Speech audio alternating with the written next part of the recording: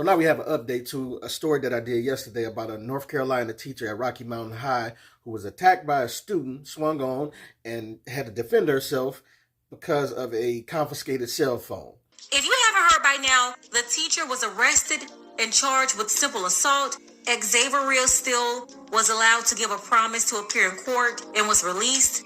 The student, who was not being named because of her age, she's like 15 years old, was charged with simple assault as well via juvenile petition. And what it sounds like they're doing is trying to punish both of them to make it seem like it was equal. When it was the student who put her hands on the teacher was being disruptive, and the teacher was only defending herself. This is a bunch of bull, man. The fact that they're going to try to punish both the student and the teacher for something that the student was negligent in, like she got her phone taken away because she wasn't supposed to be using it, and she wanted to try to snatch the phone back and all that, and then she swung on the teacher. So now that the teacher defends her and bum rushes her, gets her down to the floor, and the student is fighting and grabbing her wig and swinging, the teacher had to do what she had to do to subdue the girl. And once she got her subdued, she held her down and waited for other teachers. And you gonna tell me that's wrong? Like, that's crazy, man, because what would happen if she done it to a police officer, like I said in my last video? Doing that to a police, let a police officer take something from you, and then you tell them you want it back. Give me my stuff back. You're going to end up nightstick, tased, maced, you know what I'm saying? And you may end up crossing over to the other side because it's just not acceptable. And I figured that in this case, this was a life lesson learned by this young girl, and they should have given her adequate punishment, because you see, the punishment don't even match up, because the young girl is a minor. She's 15. They didn't name her name or nothing like that, but she's not going to get the same treatment that this grown woman is going to get. The lady name is Xaviera Steele or something like that, but she's going to get this charge as an adult. This young girl is going to get this charge as a juvenile. It's not going to match. You know what I'm saying? And for you to punish this lady, like, you're setting a terrible precedent for the psychology of these kids when they see what is being done when they act like this. There's no consequences.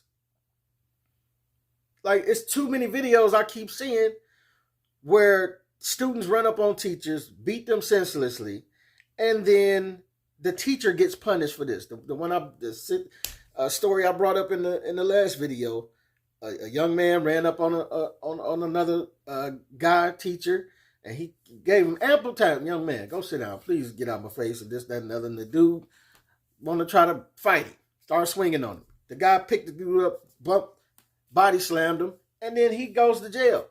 He had to start a GoFundMe to get out of jail for defending himself in the classroom. And then I saw another video of I don't know what happened after, but it was a young man who got his Nintendo Switch taken away, and he attacked this teacher, mercilessly, man. It made me so mad. He's stomping the teacher all on the ground and everything, man. It made me so mad.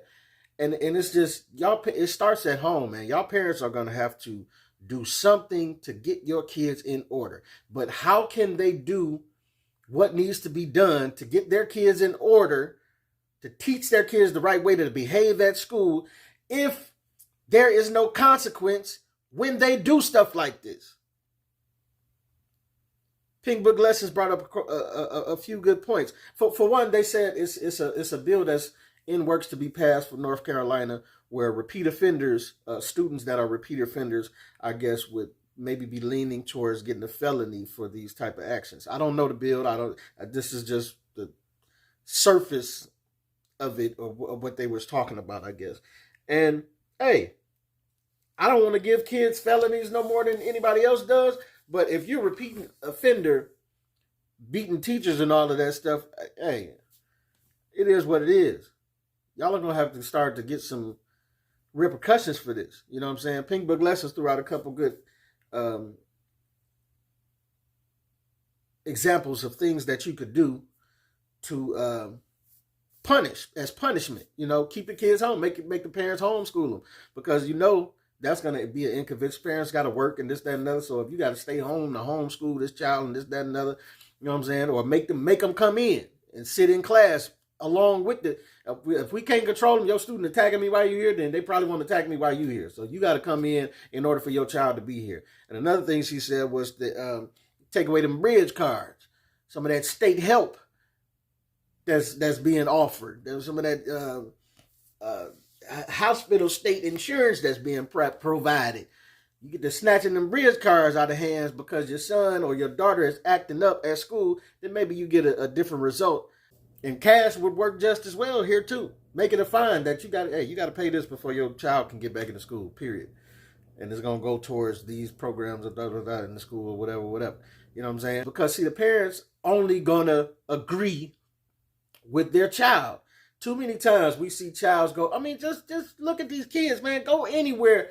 Go to like the gas station where, you know, the high school let out or something. Go in there and get you some gas and get you some chips and drinks and stuff. Take your time while them kids in there and just listen to them. Listen to how out of pocket they is and how they talk and how aggressive they is and how they cussing everybody out and doing this. Like, kids are not respectable no more as they used to be. It's more and more generations of kids raising kids, and kids are getting more and more out of hand. And you can't tell them nothing. And then you have parents on top of that. If you do try to tell them something, the first thing the parents going to be doing, don't tell my child, I'll tell them this, that. It's no longer the village type of aspect where you are allowed to reprimand somebody else's kid, even verbally. Now, you know, putting hands on other people's kids, you know, it's touchy with that. But that's what used to happen back in the day. You could be around the corner somewhere acting up, acting ignorant, and somebody could slap you around your head. You know what I'm saying? Like, I remember when I was younger, the teachers used to have the little paddles, little rulers and stuff. You know what I'm saying? I remember one teacher had it wasn't a ruler, but it was like a stick with spirals around it. You get to clowning too much, pow, they catch them knuckles. And though they will take you to jail in most states for putting your hands on your own child, that is still legal to do in some states to someone that is not your child. And I ain't saying we need to go back to that, but what I am saying is that it should be at least a rule in school that says if a student swings on me, that I can body slam him without going to jail. I just think that's the least we can do for our teachers. Because otherwise, these teachers they need to walk out or strike or sue or something, because it's ridiculous. And parents, I'm just saying, are out of line for your first response of you being told that your child is out of place or doing something reckless is to defend your child. Hands down. You don't even want to hear what happened. I remember I was at a gas station one day. It was a little boy. He kept throwing me the finger. You know what I'm saying? Throwing me the finger, just talking crazy out the window. But I just said, hey, my man, don't do that. I'm grown. Like, you don't talk to grown people like that. You know what I'm saying? And just from the base of my voice, he kind of sat back and chilled out. You know what I'm saying? But as I'm finishing my sentence, here comes his mother out the gas station. Like, why are you talking to my son? And I get that. I'm across at my car. They cars over there. And she like, well, why is he talking to my son? But then I go tell her, like, your son throwing me the finger and talking about F you and all of that. Like, I just got out of my car. I don't know what you know what I'm saying? Yeah, but I'll talk to him. You ain't got to correct my son and this, that. Like, what? That's your first response? After I told you your son threw the finger up at me out of nowhere, and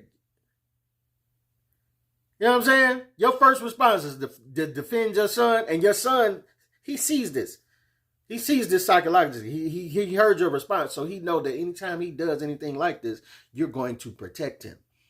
And that's the problem with why kids are like this in this society. Because society keeps telling the kids that it's okay for you to act like this, as they did in this situation like this. Because the punishments aren't going to match. Just like I said, the little girl is going to get that charge as a minor. This grown woman is going to get that charge as a grown woman. You understand what I'm saying? So it doesn't match. And if it doesn't match, then you're giving the kids a slap on the wrist. And ultimately, in their head, they're being told, oh, I could do it again. And they will do it again. Because we're not doing anything to make them think that they should think twice about doing it again. You understand what I'm saying? But hey, this boy P Camp, man. Y'all keep letting these kids run wild if you want to. I don't agree with it, but it's just, it's out of pocket, man. Let me know what you think, what you don't think about both of them getting charged. This your boy P Camp. Get at me.